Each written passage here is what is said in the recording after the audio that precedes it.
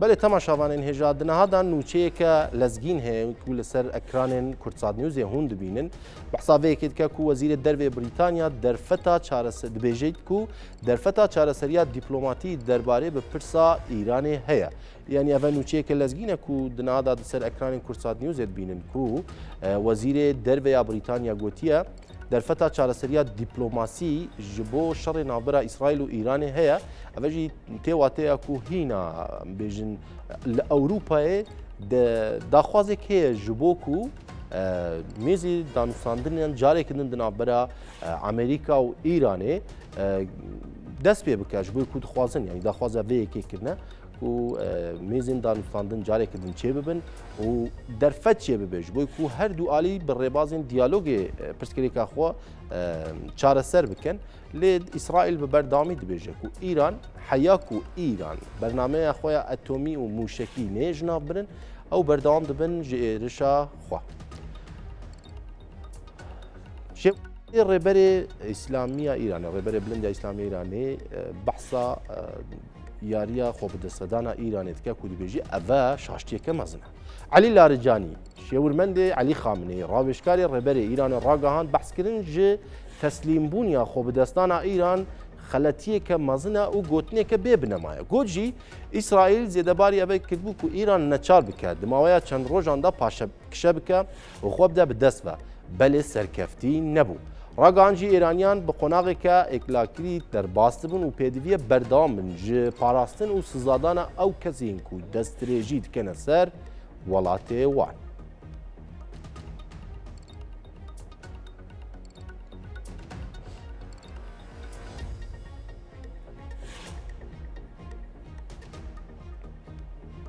Netewên hevgirtî haydarî derbareya berdewamiya herîşên İsraîl û Îranê bo ser hevdû da dibêjî di encama êrişa wan du welatan welatiyên sivîl bi barimte têne girtin û dibine qurbanî. Volker Türk komîsyara bilind ya mafê miroviya netewên hevgirtî ragihand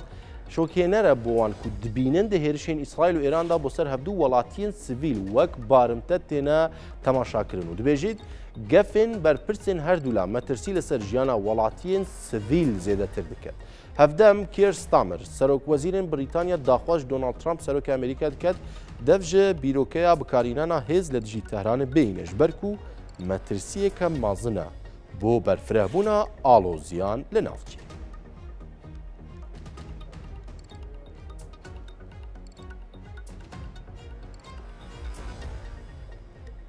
Ji bo guftugûkirin di derbareya dosyeya etomîya İran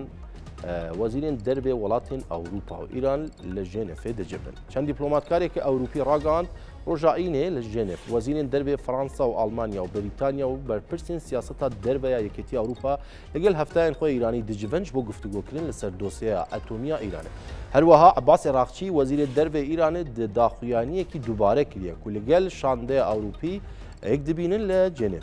Jalî xwe jî Kaya Kalas berpirsa siyasetên derveya Yekîtiya Ewropa tekezî kiriye ku hewla dîplomasî baştirîn rêgê ji bo tekezîkirin ji vê yekê ku Îran bomba etomî mezin naket. Wezîrê dervê Fransa jî dubar kiriye ku Îran amadeyî derbiriye bo destpêkirina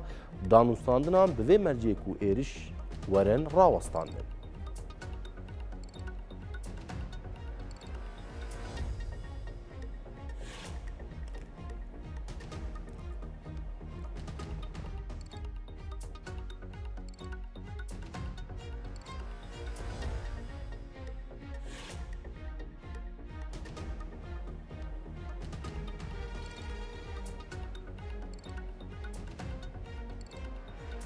بله تماشاوانên hêja em berdewam dibin ji rûmala şerê İsraîl û Îranê ku di heftemîn roja xwe de ye derbasê heştemîn roj dibe. Niha jî li stûdyo mêvanekî me heye bi rêz Arahê min xwendkarê doktora li siyaset û peywendiyên nêvdewletî. Kagara zor bi xêr hatî. Zor spas. Her bijî. Weke tu jî dizanîna heft roj têpar bûn derbas bûn û ber bi roja heştemîn diçe. Çend qonaqekê şer mûşek dron di xwe da dît ev şer. Çi pêşbîniyek dikire ji bo rojên heştem rojên nehem û dehem qonaqên piştî vê ne. وەک بەرزتان فەرمووتان ئێستا چینە ناو حوتەم ڕۆژی شارەکەەوە واتابێتە هەفتەیەکی تاو لە بیداتەوەی کە بینرا زیاتر کوشتارێکی زۆر هەبوو لە هەردوو لایەن بە چڕی یەکتریان بردومانە کرد بەڵامەوەی کە ئێستا بینرێەوەی کە هەواڵی گەرمە ئێستا زیاتر هەوڵە دیبلۆماسیەکانە بە تایبەتی کەمێک پێش ئێستا لەسەر شاشە بینیمان کە وەزیری دەروی بەریتانیا دەوێت پەیامێ بگەێنێ بە ئێرانەکان کە ئەمریکیەکان هێشتا دەرگای حیوار و گفتوگویان دانەخستووە ئەمەش دووپات تێکاتەوە کە ئێستا مژاری گەرم و پرسی گەرم لە شەڕەکەی ئێستا بریتە لە پرسی دیبلۆماسیەت و گەیشتن بە چارەسەرێکی دیبلۆماسی بۆ ئەم شەڕی کە لە نێوان ئیسرائیل و ئێرانتایە لە بیدایەتەوە گوتم شەڕەکە زۆر سەخت بوو بەڵام ئێستا بینین لە بەیانیانە موشەکە گرنە یەکتر دوای لە شەوە موشێکێکی یان یەکتر بردومانەکەن بەڵام دواتر مژارە گەرمەکەی ئێستا وەکو دووپاتی لێکرێتەوە بە تایبەتی لەلایەن ئەوروپیەکانەوە چونکە ئەوروپیەکان هەوڵی سەرەکیێن بۆ چارەسەرکردنێکی دیبلۆماسی لەبەرەوەی ئەوان زیانی بەهاری عەرەبیان بەرکەوتو ئەو تەوژمە با بڵێن ئەو تۆژمەی کە بەرەو ڕووی ئەوێ هاو لە ڕووی ئیمیگرێشنەوە لە ڕووی لاجیەکانی کە چوون ئەوروپا و دۆخێکی ئابووری زۆر سەختی دروست کرد بۆ ئەوروپا دەرزیان لەوە وەرگرتووە و نایانەوێت دۆخەکە زیاتر لەمە پەرەسەندن بەخۆ بینێت بە تایبەت لە ڕووی سەربازیەوە بۆیە دایانێت دەرگایەک بۆ گفتوگۆ حیوار دۆزنەوە و کێشەکە لە ڕووی دیبلۆماسیەوە چارەسەر بکەن بەڕاست. باشە کاک ئارات چەندە محتەمەلە یاژی ئیمکانەوەیەکی هەیە و دەریێن دیپلۆماسی بەنەبن ئیسرائیل ڕەشدا ینی پێداگری دیکە لەسەر ئێریشین خۆ بۆ سەر ئیرانە ئەڤە احتمالێک چ خاصەیەک و ئێریشین ئیسرائیلی بەردەوام بن و ئەمریکاژی کە بێ ناف هەفکێشێ ئامانجی فەرمی هێرشەکەی ئیسرائیل بە پێی لێدوانی بەرپرسەکانیان بێ بریتە لە نەهێشتنی مەترسی چەکی ئەتۆم لە ناو ئێران واتە تا چەکی ئەتۆمی بمێنە ئێران ئەوان هێرشەکانیان بەردەوامەکەن بەڵام ئەبێ ئەوەش بزانین کە حەلی دیبلۆماسی هەیە و حەلی ئاشتیانە هەیە لە کۆتاییدا ئەگەر بە پەرەسەندنی زیاتری شەڕەکەش بێ یان خود لەگەر ئێستاوەش بێ هەر پێویستە ڕێگەی دیبلۆماسی بگیرێتە بەر بۆی کە پەرەسەندنەکە و شەڕەکە ڕابگیرە بەڕاستی بۆیە ئەیمی کۆتاییان ئامانجی کۆتاییان بریتە لە ناوبردنی ئەتۆمی ئێران بەڵام لە بیرمان نەچێتەوە ئینگلیس قسەیەکی هەیەڵە history is past politics and politics is present history بەواتە بۆی لە مێژووی تێبگەین بۆی لە سیاسەتی مێژووی تێبگەین بە درێژای مێژووی پێویستە سەیری مێژوو خۆی بکەینەوە سەیری هیستۆری بکەینەوە وانە لە مێژوو وەرگین ئەوەی کە لە مێژوایی بینین بریتە لە ئەو ناکۆکیانەی لە نێوان ئەمریکا هەبووە و لەو وڵاتانی کە ویستوانە چەکی ئەتۆمی پەرەبسێن بۆ نمونەوە ڕۆژەش هەر لە کەناڵەکەی بەرزستانەوە باسی ئەوم کرد کە لە کاتی جەنگی ساردا ناکۆکی هەبووە لە نێوان ئەمریکەکان و کوبا و ویستوانە ڕژێمی کاسترۆوە بڕوخێنن نەگەوەی کاتی کیوبان میسل کرایسس بەڵام ئەم هەوڵە فەشەلی هێناوە لە بەرەوەی سەرۆکی ئەمریکا نەویستووە ئەمریکا بەشدار بێت لەو جەنگە چۆمڵی تێچوویەکی زۆری هەیە کە بۆ ئەمریکەکان خراپبووە وەگەر سی مێژووکەین لەسەر کەیسی ئەتۆمی کۆریای باکوورمانێ لە ساڵی 1994 کاتێ لە بیدایەتەوە جەماعەتی کۆریای باکوور دەستەکەن بە هەوڵەکانیان چڕەکەنەوە بۆ بەرهەمهێنانی چەکی ئەتۆم ڕوبەڕووی ئەمریکا بنەوە دیسان ئەمریکەکان ناهڵن کۆریای باکوور چەکی ئەتۆمیان هەبێت بەڵام ئیدارەی بیل کلنتن هەنگاوی سەربازی لەم ڕۆ ڕەتەکاتەوە و پێی وایە ئەگەر حتا 54,000 جێشی ئەمریکیە بێت لە کۆریای باشوور بەڵام پیان وایە ئەگەر بە کردەیەکی سەربازی ڕێ لە کۆریای باکوور بگرن چەکی ئەتۆم بەرهەم نێهێنە کارەساتی مرۆی ڕۆیان لە کۆریای باشوور بۆیە خۆیان نەپارێزن لەوەی کە هەنگاوێکی لەو جۆرە بنێن بۆیە بەردەوام مەگەرسەی مێژووکەین حەلی دیبلۆماسی هەیە و ناڵم لەواتچە یعنی هەموو شەڕەکە بەهۆی دیبلۆماسیەتەوە کۆتای پێ بەڵام دەرگایەکە هەر کاتێکە هەردوو لا ڕاستەوخۆ چونەوە سەر مێزی گفتوگۆ ئەو کاتە ئەگەریان پەرەسەندنی شەڕە بەڕاستی کەمە بێتەوە تا ئەگەر نەژوەستێت باشە وەکو ئێستا بین باسی ئارمانجی فەرمی ئیسرائیلێتێک ئارمانجی فەرمی ئیسرائیل ئارمانجە نافەرمیەکە بنێریناتە چی؟ ئامانجە نافەرمیەکە زیاتر لە لێدوانەکانەوێت لە لێدوانی بەرپرسەکانی ئیسرائیلەوێت بەڕاستی و پێویستە بە هەندوەرگیرێ من ناڵم یعنی ئەو لێدوانانە جێی بایەخ نییان و لێدوانە بەڵام لە کۆتاییە ئەمریکا و شەقامی ڕایگشتی ئەمریکا لەگەڵ ئەویانی ئەمریکا دووبارە بەهێز بەشدار بێت لە گۆڕینی ڕژێمەکان لە ڕۆژهەڵاتی ناوەڕاست ئەمە زۆر گرنگە ڕاپرسیەک کراوە لە سنتەری لێکۆڵنەوەی توێژینەوەی شیکاگۆ زانکۆی شیکاگۆ باز لەوەکە ئێستا هەشتاوسەی ئەمریکەکان بە دیموکراتەکان و بە ڕیپابلیکەکانەوە هێشتا لەگەڵەوەیان ئەمریکا لە ڕێگەی دیبلۆماسیەوە لە کەناڵە دیبلۆماسیەکانەوە کێشەی ئەتۆمی ئێران چارەسەرکە لە کاتێکە 48 دیموکراتەکان و ڕیپابلیکەکانیش تەبعاً کۆماریەکان زیاتر لەگەڵەوەیان کە لە ڕووی سەربازی و ئەمریکایەک لای بکاتەوە 48 لەگەڵەوەیان لە ڕووی سەربازیەک لای بکاتەوە لە کاتێکە تەنیا 35 کۆمارەکان و دیموکراتەکان لەگەڵەوەیان کە هێزی ئەمریکا واتە دیپلۆیمنتی ڕاستەوخۆ بێ سەربازی ئەمریکی بچێتە ناو ئێران بۆ کۆتایی هێنان بەم کێشێ کەواتەوەی کەی بینین بەڕاستی ئەمریکیەکان زیاتر لەبەردەم دەرگای دیبلۆماسیان وەک لە جێبەجێکردنی کۆتایی هێنانی چەکێتۆمی ئێران لە ڕووی سەربازی ومە زۆر زۆر گرنگام خاڵ ینی واتە ئەو دوودڵیەی ترامپ بۆی کە نەکەوێتە ناو ئێستا چون چەند لێدوانی جیاوازمان بینی لە کۆڵن لە 2 هەفتەی داهاتووە لێدوانی کۆتایی ئەدا بڕیاری کۆتاییدا لە شوێنێکتر ئەڵێ لە کۆتایی هەم هەفتەواتە بەیانی دوو بەیانی بڕیاری کۆتایی ئەدا بەڕای تۆ ئەم قەلەقی و دوودڵیەی ترامپ بۆ ئەوەی کە بێتە ناو شەڕەکە بە شێوازێکی فەرمی ئەم دوودڵیە بۆچی ئەگەڕێتەوە خۆی قەلەقی و دوودڵێکەوە کوتم ترامپ بە ئەما بێ بچینە سەر کەسایەتی ترامپ بۆی جوابیان بێنەوە چکە خۆی پرسیارەکە خودی خۆی ترامپ بوو ڕاستەوە لەوە بریتە لە بڕیارەکەی ترامپ بەڵام خودی ترامپ خۆی کەسایەتێکی کەسایەتێکی پۆپۆلیستی هەیە پۆپۆلیستی واتە چی واتایەوێ هەموو ئەو ئاکشنانێکی کە ئەو بڕیارە سیاسانی کەیدا لە ماوەی ئەوی کە لە دەسەڵاتە بە قازانجی زیادکردنی دەنگی خۆی بێ لە هەڵبژاردنەکان یان بتوانێت وەکو کارتێک بەکاری بێنێ لە کاتی بانگەشەی هەڵبژاردنەکانە بۆ قازانجی خۆی و حیزبەکەی خۆی ئەبێ وەش لەبەر چاو بگرین کە لەناو حیزبەکەی خۆشیە دوو ئاراستە هەیە نیو کۆنزەرڤەتیڤەکان هەن کە زیاتر لەگەڵ ئینتەرڤێنشنان واتە زیاتر لەگەڵ دەستێوەردانی سەربازیان بەڵام باڵەکەی ترامپ ئەو باڵی کە پێوترێ میک ئەمریکا گریت ئەگەن زیاتر لەگەڵ حەلی دیبلۆماسیان ئەمەش بۆ پێی کە نایانێ ئەمریکا بەشداری شەڕ بێت لە دەرەوە زیاتر و ئەم شەڕە بێکۆتایانە زیانی گەورەی بۆ ئەمریکا هەیە بۆیە ترامپ پارێزگاری لەو جەماوەری خۆیەکە کە لەگەڵەوەیان کە ئەمریکا هێزی خۆی بەکارنێنێ و سەربازی خۆی نەکوژێت لە پێناو جەنگێکە کە لە بیدایەتەوە ڕاستە ئامانجیانیەکەن لە ناوبرنیە تۆمی ئێرانە کە لە بیدایەت و ئیسرائیل دەستی پێکردو بەڕاستی باشە کاگاران بنیامین نێتانیاهو بە بەردەوامی باسی دیزایانی نوێی ڕۆژهەڵاتی ناوەڕاست تەنانەت چەند ڕۆژ لەوە پێشوتی کاتێک کە هێرش کرا سەر سەدا و سیما دەنگ و دیمەنی ئێران وتی ئەمە دەست پێ کە ڕۆژهەڵاتی ناوەڕاست لە دوای ئێران دیزایانێک تازە ئەبینێ واتە بەڕای تۆ چون تو باسی کەسایەتی ترامپت کرد ئایا لێکدانەوە بۆ ئەمەش ناکەن کە لە داهاتووە ئەمریکا بۆ ئەوەی کە ئەم پرۆژەی ڕۆژهەڵاتی ناوەڕاست بکەوێتە ئاراوە ئەبێ ئەمریکاش بە شێوازێکی ڕاستەوخۆ بەشداری بکە بەدڵنیایی و یەکێک لە بەرژەوەندی استراتیژەکانی ئەمریکا بریتە لە پاراستنی ئیسرائیل و پاراستنی ئیسرائیل واتە چی واتە ئیسرائیل بپارێزی لە هەڕەشەی ئەتۆمی ئێران چکەمە زۆر زۆر کێشێکی گەورەیە بۆ ئیسرائیلەکان ئەگەر لەژێر هەڕەشە و مەترسی چەکی ئەتۆمی ئێرانە بن ترامپ تاو کاتە دیفاع لە ئیسرائیلەکە بەڕاستی کە ئێران چەکی ئەتۆمی نەمێنێ ئەگەر بێت و ئێران لەم دوایانە نەرمی بنوێنێت و بە جۆرێک لە جۆرەکان واز لە چەکە ئۆتۆمیەکەی بێنێت لە ڕووی سەربازیەوە ئەو کاتە ترامپ ئەتوانێت دەرگایەکی نوێ بە ڕووی ئێرانە بکاتەوە یاخود ئیسرائیلەکان تا ڕادێکی زۆر قایل کابەوەی کە یان ناوخۆی ئیسرائیل قایل کابەوەی کە بە سەربازیە ناتوانێت کێشێک لای کاتەوە بەڵ کۆتا ئێران ڕازی بووە کە واز لە چەکی ئۆتۆم بێنێ ئەو کاتە کێشەی گەورە بۆ ناتانیاهو دروستەبێ بۆ کەسانە دروستەبێ لە ناو ئیسرائیل کە بەڕاستی پیانەوترێ هاردلاینەر واتە زۆر زۆر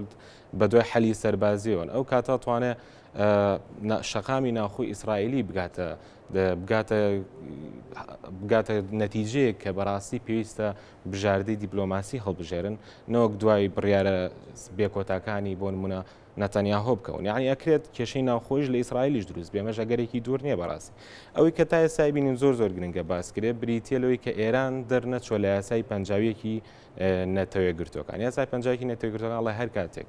هەر وڵاتێک بۆ هەرمە بەستێک هێرش کرایە سەری و ئەو وڵاتە حەقی خۆی هەیە دیفاع لە خۆی بکە هەتاوەکو سکیوریتی کانسڵاتە هەتاوەکو ئەنجومەنی ئاسایش بڕیارێک دەرەکات لەو بارەیەوە یاخود سزای وڵاتایە کە لە سەرەتادا هێرشەکەی ئەنجامدا ئەوەی کێسای بینین ئێرانەکان نایانەوێت لە یاسای پەنجایەک کە مافی دیفاعکردن بە ئێرانەیە لە خۆی دەرچن هەر کاتات و لە یاسای پەنجایەک دەرچن بۆ نمونە شەڕەکە پەرەیسەند بۆ وڵاتانی دەوروبەر و ئێران بووە فاکتەرێک کە هجوم کاتە سەر وڵاتانی دەوروبەر ئەو کاتە ئیسرائیلەکان ئاسانترێکە بێ خطابی شەڕکردنەکان و ئەتوان شەڕەکە زیاتر پەرسێن بەڵام ئێرانەکان خۆیان پاراستووە لەو بەخاڵ باش پێشەوەی بینە سەر پەرسەندی شەڕەکە ئەمێ پرسیاری ئەو بکەم ئایا هزر و ئایدیایی کۆماری ئیسلامی ئێران ڕێگەی پێدات کە واز لە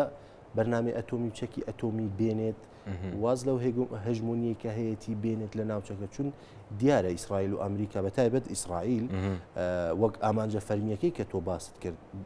بەرنامەی ئەتۆمی ئێرانە لەلایەک تریشەوە دیارە شەڕێکی ئایدۆلۆژیکی هەیە لە بەرامبەر ئێران چون ئێران بە درێژایی 50 ساڵی ڕابردووی ئەڵێ ئێمە ئیسرائیل لەسەر خەریتەی دنیا ئەسڕینەوە دواتر هەندێک هەڵوێستی جیاواز هەبوو لە ناو کۆماری ئیسلامی ئێراندا بەڵام ئایا تا چه ڕادەیەک ئێران ئامادەیە بۆ گۆڕانکاری و بۆ داموستاندن لە بەرنامەی ئەتۆمی و لە بەرنامەی موشکێکەشی کە باسی یەکەم بیرمان نەچێتەوە هەر دوو وڵاتن کە بیسی یاخود سەرچاوی دینی بەکارێنن بۆ تاودانی ئەسپی خۆیان باشە بە تایبەتی ئێرانەکان لەم بابەتە زۆر تەرکیزیان لەوە کردووە چۆن ویلایەتی فەقێیان چۆن دین بەکاربێنن لە بۆ زیادکردنی بەرژەوەندەکانی خودی ئێران خۆی بەڵام لێرە شتێک هەیە کە زۆربەی شارەزایانی پرسیێرانە و کەسانی کە شارەزایان هەیە لە کاروباری ئێراندا زۆر جەختی لێکەن ئەویش بریتێلەوەی کە ئامانجی یەکەم و ئەخیری ئێرانیەکان مانەوەیانە واتە مانەوە و پارێزگاریکردنە لە ویلایەتی فەقێ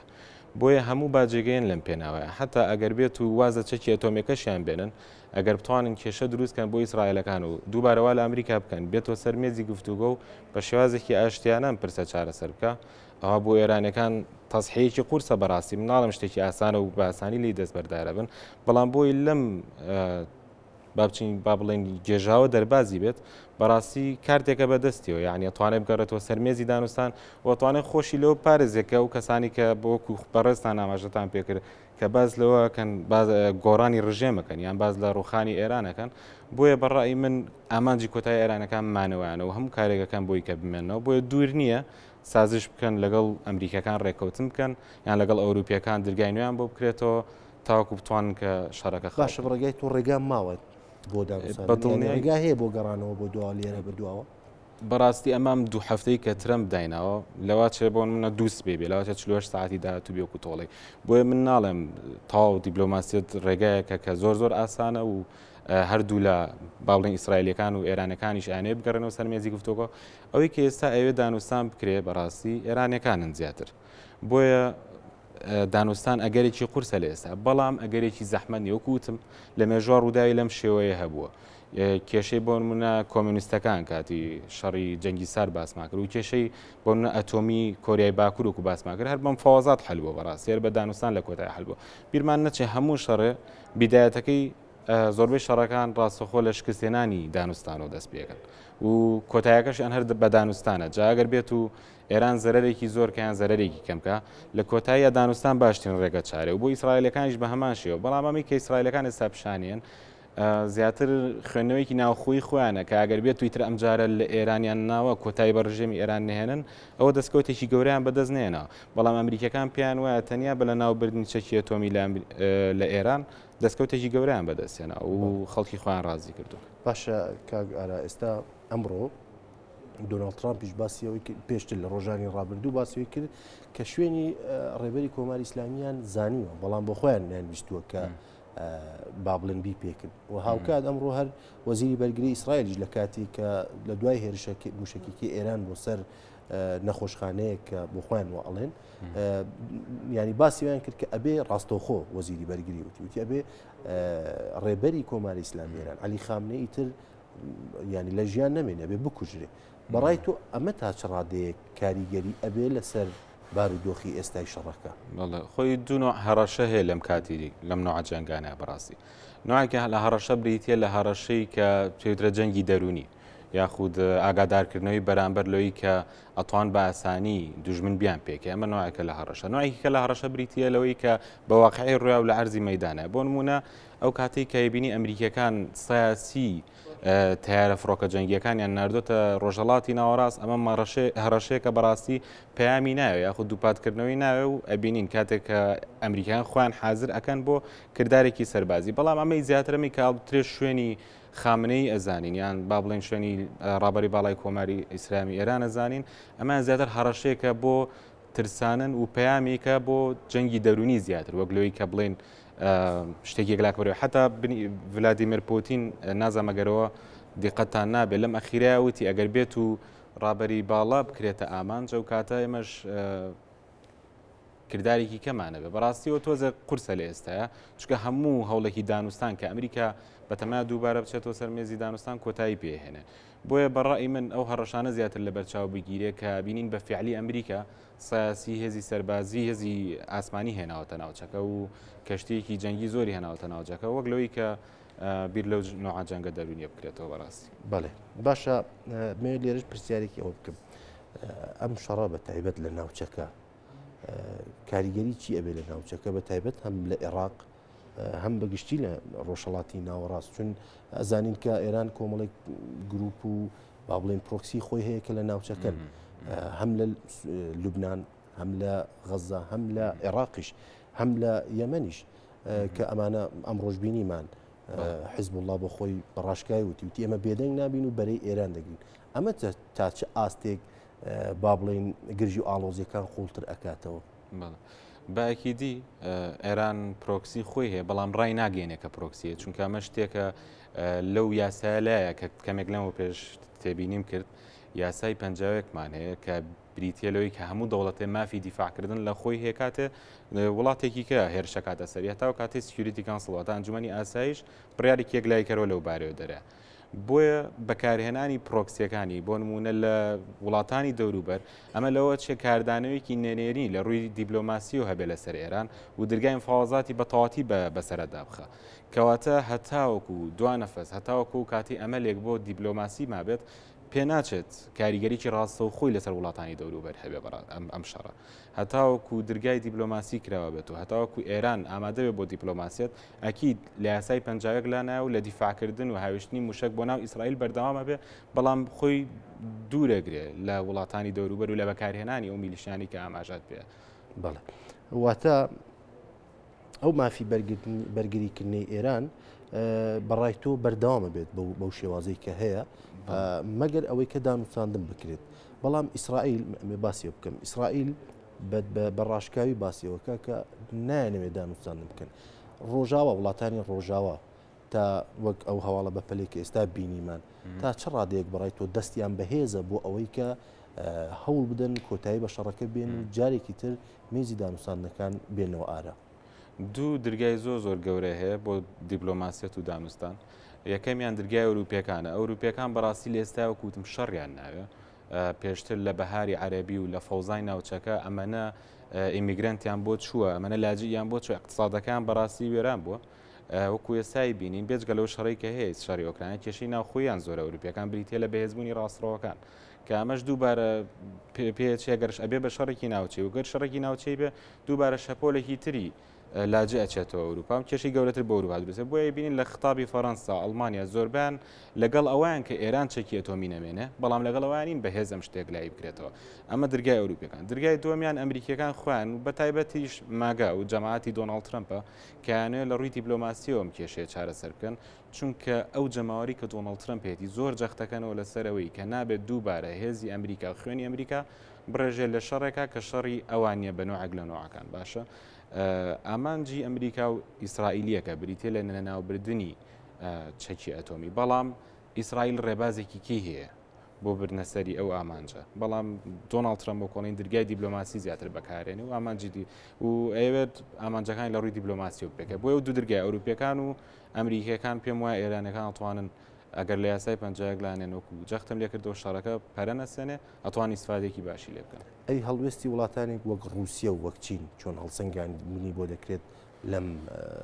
کۆتایی ینی ئەم یەک هەفتەی شەڕەکەدا. بەڵێ رووسیا وەکوترێ وەکو ورچێکی بریندارە بەڕاستی ئێستا بۆی شەڕی ئۆکرانیەوە لە ڕووی اقتصادی و زەرری گەورەی کردووە بۆیە ناتوانێت لێدوانی زۆر گەورە بات بەڵام ئەگەر بگاتەوەی کە بۆ نمونەوە کوتم شەڕەکە زیاتر پەرە بسێنێ یاخود کەسێکی دیار بکرێتە ئامانج ئەو کاتە لەوە چێ رووسیاش پەیامێکی کەی هەیەیان بە نوعێکی کە وەڵامی ئەمریکا باتەوە ئەوە ژەگەرێکی کراوەیە تا ئێستا رووسیەکان خۆیان بە دوور گرتووە منی کە من ئاگادارم حتا لەم ڕۆژانە پۆتین باسی لەوە کرد هەر پێم وابێ ئەمڕۆ بوو وتی بە ئێرانەکان ماوەتۆ یارمەتیانێ خۆیان ڕەتیان کردوەوە یعنی چۆن نوعێک لە نوعەکانەها خۆی دوورە خاتەوە لەوەی کە بەڕاستە خۆ داخلی شەڕەکە بیا خود یارمەتی ئێران باڵێ ئێرانەکان جارێکا پێویستیان بە یارمەتی نییە چینیەکان زیاتر چیان لەسەر بواری اقتصادیە بەڕاستی وەی کە بۆ چینیەکان لایەن مەبەستە و کاڵەن ئەمریکا لە ئێران نات بریتە لەوەی کە لە ڕووی اقتصادی و سین زەرەر نکات چکە نەوتێکی زۆری سینەوە و شتانی کە ئەوەی کە کەلوپەل دروستەکە و هەموو پرۆدەکتی کە بەبەر هەمیە هێنە بەڕاستی نەوتەکەی لە ئێرانوێ زۆربەی نەوتەکەی لە ئێرانوێ ئەگە بێت و لە حاڵەتێکی وایە کە گەروی هورموز داخرێ چینەکانیش زەرەرێکی گەوراکەن بۆیە چینەکان و رووسەکانیش پێم وانە بەرژەوەندیان لە فراوانکردنی شەڕەکەوێ بۆیە ئەگەر بێت و پەرەسەندێکی زۆر گەورە ڕووبیان ڕووداوێکی زۆر گەورە ڕووبە ئەگەری بەشداریکردنیەوەنیش ئەگەرێکی کارە باسی گەروی هورموزت کرد ئەمڕۆ هەندێک لە بەرپرسانی ئێران باسیوانە کرد کە گەروی هورموز هێشتا یەکێک لە بژاردەکانە کە ئێران ئەتوانێت با بڵین لە ناو گەمەی شەڕەکەدا ئیشی پێ بکە بەڕای تۆ داخستی گەروی هورموز چ کاریگەریەکی دەبێت لەسەر شەڕەکە و بەگشتی ناوچەکە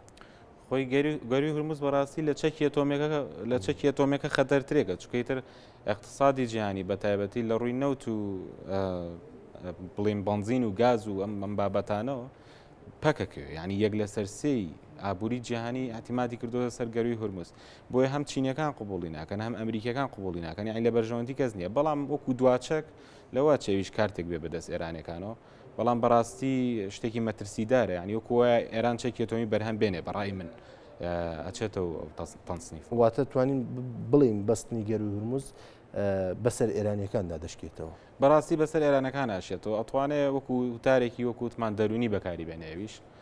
وەکو فشارێکی دەرونی بەکاری بێنێ بەڵام بەکردداری بەڕاستی زەحمەتە هەتا دەرگای دانوستان کراوە بێت ئەو شتە بکەن ئێرانەکە بەڵام بەردەوام جەخت لەوە دەکەنەوە کە ئەیانەوێ ینی وەک کردێک ئەیانەوێ بەکاری بێن من لە هەندێک شوێن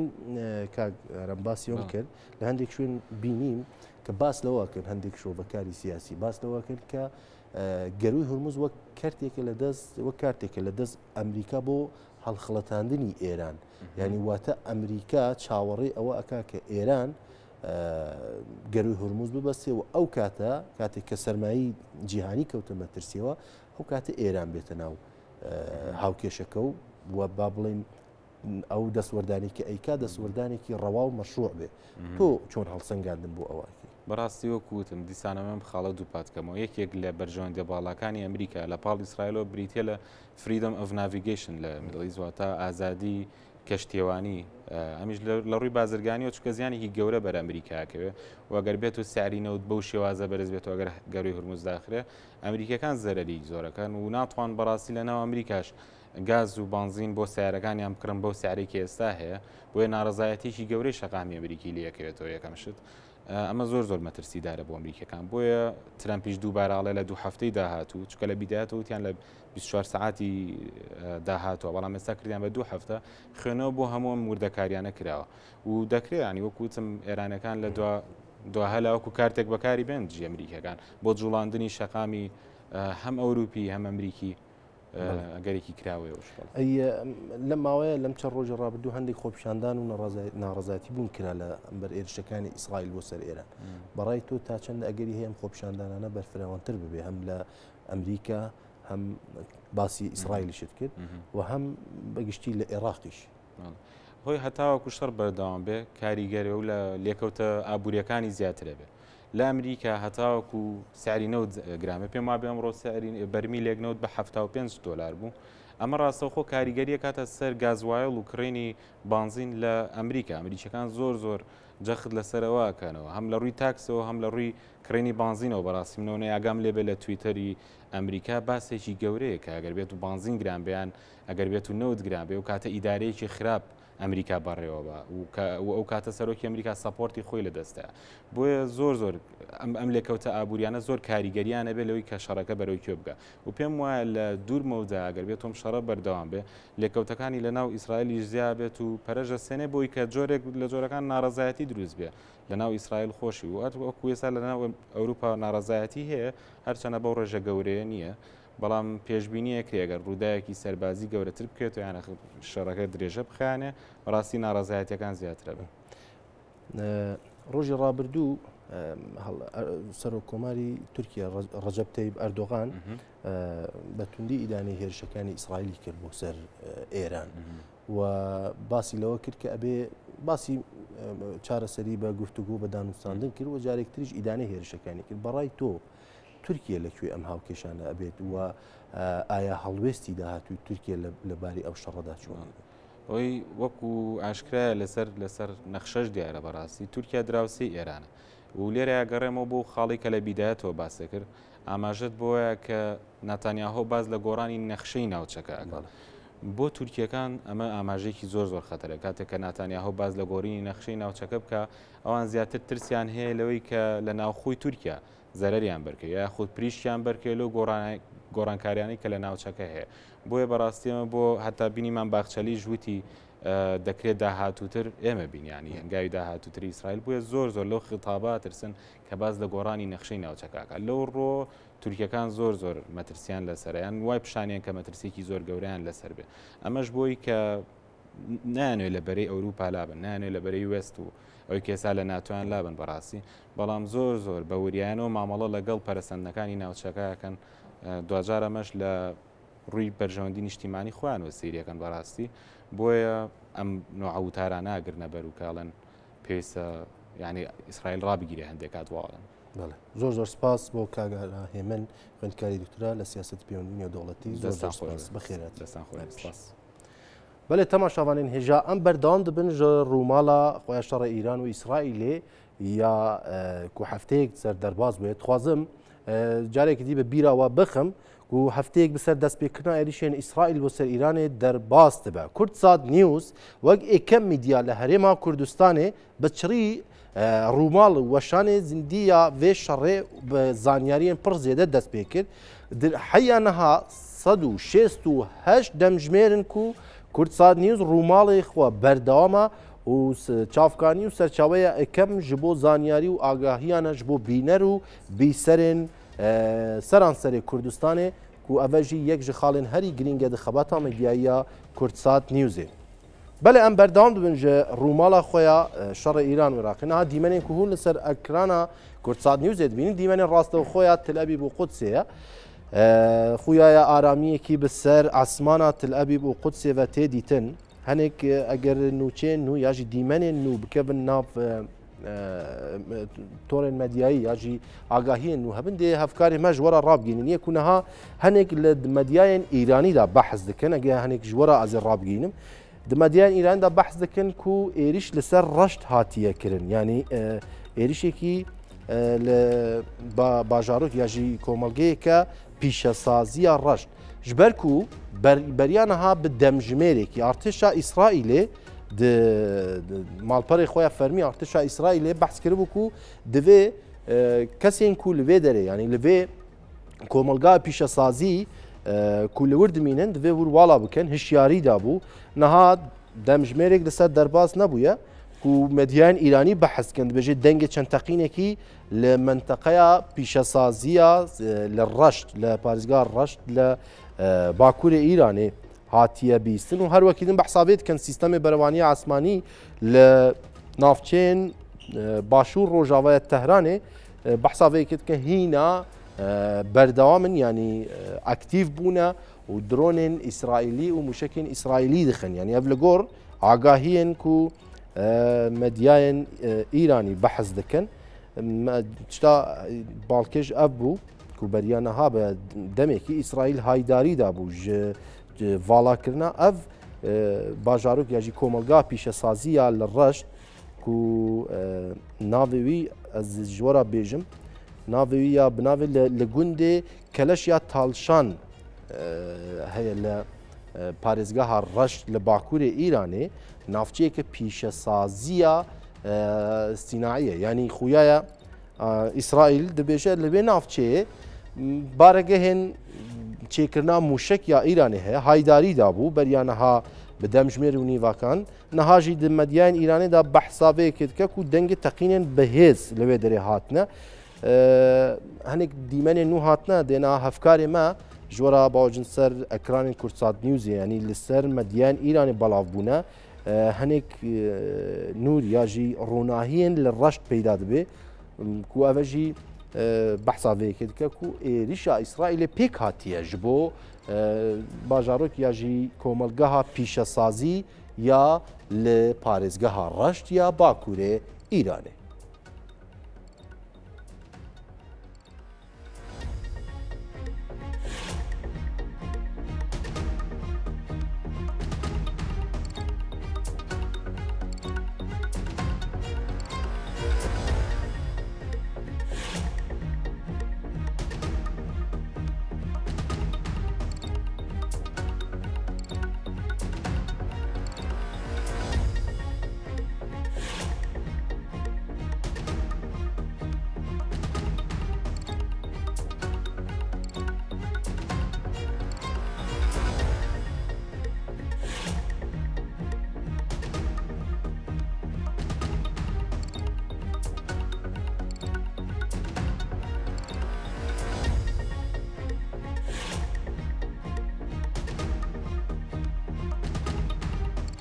بله تماشاوان هجام بردوام جر رومالا شر اسرائیل و ایران هجا بیرهاتنه کو هفتهک بسر دست پیکرنا ایریشن اسرائیل بسر ایران درباز دبه کرد ساعت نیوز وقت یکم راگاندن و کم میدیا لاره ما کردستان بشری رومالا شر ایران و اسرائیل دست پیکر و زانیاریان ج بیسر و بینران را ود گوزه هجای ببیر خستنه کو 168 دم جمیرن و نابوی 168 دم جمیر و نیف رومالا کردستان نیوز بردوامه و جدرا اکمش بو زانیاریج بو بینر و بیسرین کردستان نیوز لگل ما بمینن بینرین هجانها هنک دیمن نو هن السر تقینی که للرشد مدیانی نار بحثاوی کد کن هر وکی مگود ارتش اسرائیل بدمجمر و نیوکی هایداری دابویه کوملگه که پیش سازی یا لپارزگاه رشد یا لباکور ایرانی هیا کو اسرائیل انگشت یا ادعای وی کد که کل بدره بنکو بارگهن چه کرنا چک و موشکن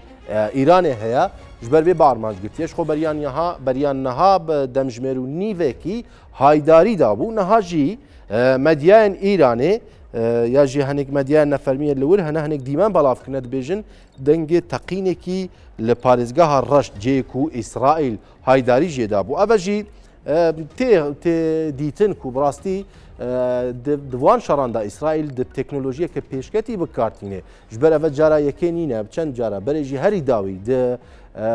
با ارمانج گرتنا ناوندا دنگ و رنگ یا ناوندا راگاندنا صدا و سیمایا ایران دما اسرائیل بریا کو ایریش بکه بدمجمر کو نیف هایداری دابو کسی کولور کار دکن کسی کولور دمینن هایداری دابو کوه داره با ارمانج گره پشت دمجمر کیش خوه داره با ارمانج گرتو ایران جی راگاند سه کس د انجام بردمان اسرائیل لور جیانا خوش دستان و هاتن کشتن اوجی وکی من گود یک جه تاکتیکین شرک و اسرائیل پشت وی ایران جی دست بکرد جین کو بخواز من بردمان بکن پرانی به دیاری کری اسرائیل بحثا جین کو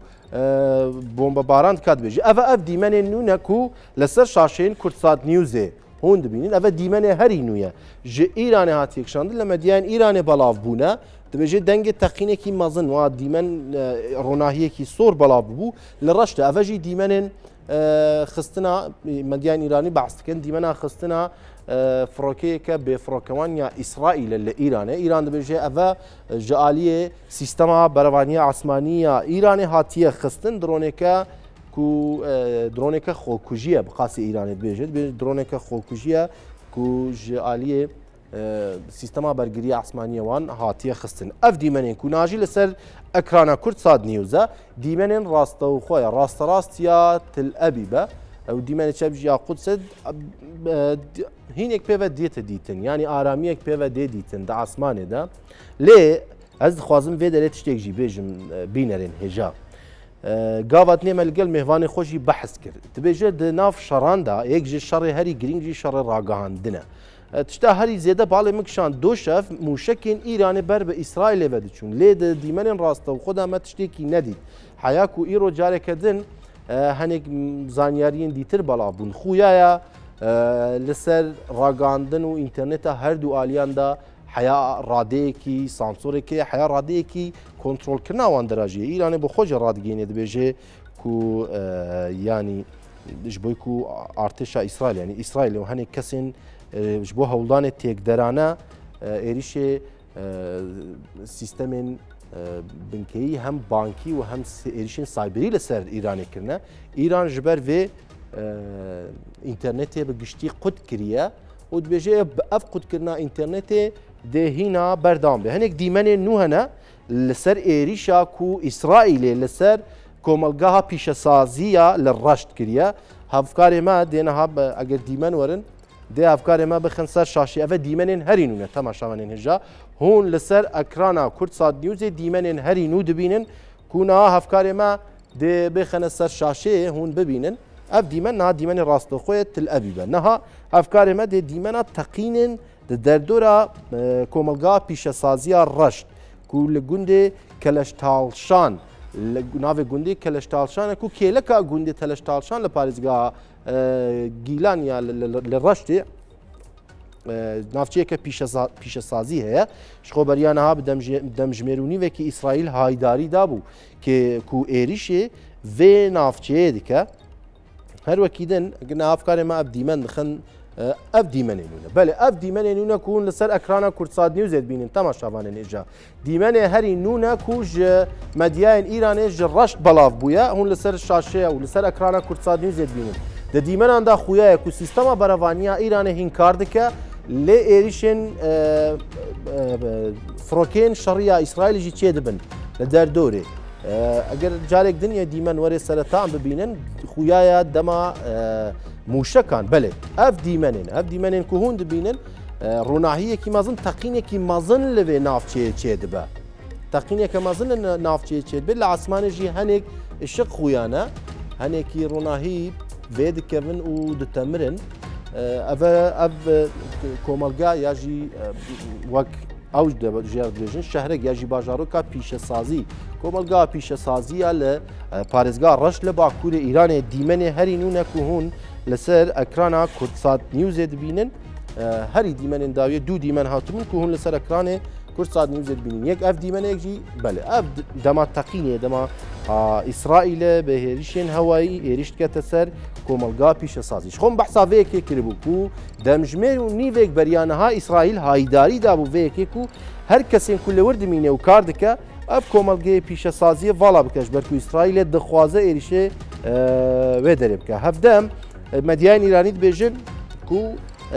dronên spay pasdaran li ser esmana Iraq û Sûriye û Urdun û çûye İsraîlê li wir armancên xwe pêkaya yanî ev medyayên Îranî radigînin wate dronên Îranî ji Iraq Sûriye Urdunê derbasî İsraîlê bûne li wir armancê xwe pêkane ev dîmen carek dû dibare kim ev dîmenên li ser ekrana Kurdsat Newsê hûn dibînin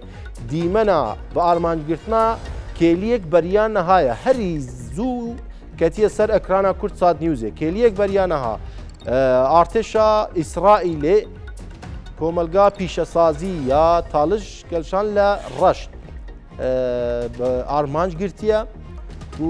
dîmenên wane belav dibin eger dîmenên nû jî hebin dê em ji wera bixin ser ekranê Kurdsat Newsê.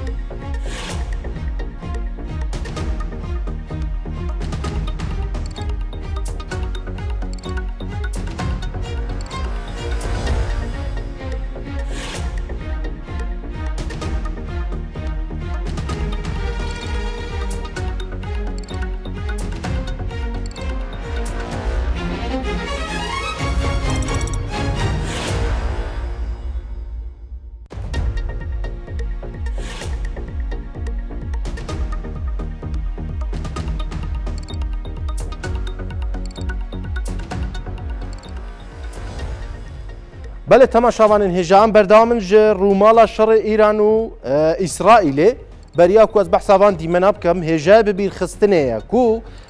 hefteyek bi ser destpêkirina êrişên İsraîl bi ser Îranê derbas dibe û Kurdsat News wek êkem medya li Herêma Kurdistanê bi çirî rûmalê dest pê kir û zanyariyan jî vedigwêzê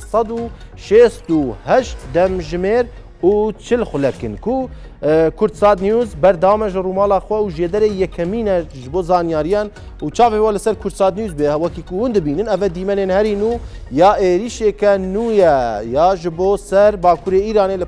li reş کو لە پارێزگا گیلانەیە دیمەنە هەرینوو یا کۆمەلگا پیشەسازی یا بناوێ سفیدڕوود ینی ڕووبارە سپی ێریشێکی و ئیسرائیل دەست پێکرد خۆ دەمژمێرونیوێک بەریانەها ئیسرائیل هایداریدا بوو ژوەیەکێک و ئەف کۆمەلگە پیشەسازی وەرێ ڤاڵاکردن ji ber ew dixwazin êrişê wê derê bikin niha piştî demjimêrên nîvek xuyaya êrişçiye bûye û dîmenên herî nû jî hûn li ser ekrana Kurtsat Newsê dibînin ev dîmenê dema teqînê ye dema êrişên êrişa bêjin firokên şer ya artêşa İsraîlê ye bo ser کۆمەلگا پیشەسازیە سفیدڕوود لە گوندێ کلاشتالشان یا ڕەشت لە پارێزگەها گیلان و بەرێژی هایداری ژە چۆڵکردنا وێ هاتبوو داین ێژای بە بیرخستنەیە ئەvە ژی ئاسمانن عالی ڕاستی کوند بین دیمەنێ ڕاستە و خۆیە ئاسمانە تل ئەبی بە و ئارامیەک پێوە تێدیتن هەرچەندە مەدیایەن ئیرانی ئاماژە بوێ یەکێ دەکەن و درۆنێن وان موشکی وان بەتایبەتی درۆنێن وان لەسەر ئاسمانە عێراق سووریا و ئوردونێ گەیشتیە ئیسرائیلێ لەور ئارمانجی خوا پێکایە ئەvە نوچێن هەرین و نەکوهون لەسەر دیمەنێ هەرین و نوچێن هەرین و لەسەر ئەکرانێن کورتسات نیوزێ دبینن هەروەکی دن ئیسرائیل یاژی مەدیایەن عیبری یا ئیسرائیلی بە ئەحساڤەیەکێ دکەن و ئارمانجا ئەف هێرشا بۆ سەر کۆمەلگا پیشەسازی ئەvە و کودبێژی یا تاڵشان کۆمەلگەیەکە پیشەسازی و کارێکی تێدا وەک بەشێک ji زیینجیریە دابینکردن بۆ بەرهەمئینانên ستارت و دینام و بزوتنەوێنên بچووک ji بۆ موشەکانن یانی ئیسرائیل بەحسا vەیەکێت کە ji ber ku ev dere کۆمەلگەیەک پیشەسازی ئالیکاری چێکردنا موشەکان کردە بەرهەندێ هاتیە بە ئارمانج گرتن بەلێ تەماشاوانên هێژا ڕووماڵا کورتسات نیوزێ ji بۆ شەڕێ ئیران و ئیسرائیلێک و هەفتەیەک لە پێی خوا هێشت حەیانەها بەردەوام بوو هێژا بە بیرخستنەیە ژوەرە بێژم 168 دەمژمێرن و کورتسات نیوز بەردەوام بوو ژە ڕووماڵا شەڕێ ئیسرائیل و ئیرانە بێگومان دەمژمێرên پێشیان مەداژی ئەم بەردەوام دەبن ژە ڕووماڵا شەڕی ئیسرائیل و ئیرانێ چاوێوا بلا لەسەر ئەکرانên کورتسات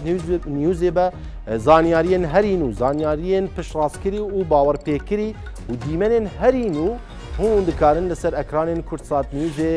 ببینن ببی ئاوایی ئەم هاتن داویە ڕووماڵا خۆیان ئیرۆ دەمژمێرên پێشدا یە دەمێ سەرێ سەحرێ هون بە نوچێن هەری نوج ئەکرانên کورتسات نیوزێ ئاگادار دەبن ببی ئاوایی ئەس خاترێ خۆش وا دەخوازم و جارێکە دن هێویدارم کو لە هەر دەرێ وڵاتێ ji dewla şer û dewsa şer aştî û xweşî bibin mala hemî Kurd û Kurdistanê bibî awayî xatir ji we dixwazim we dibêjim şad bextewar û azad bişin.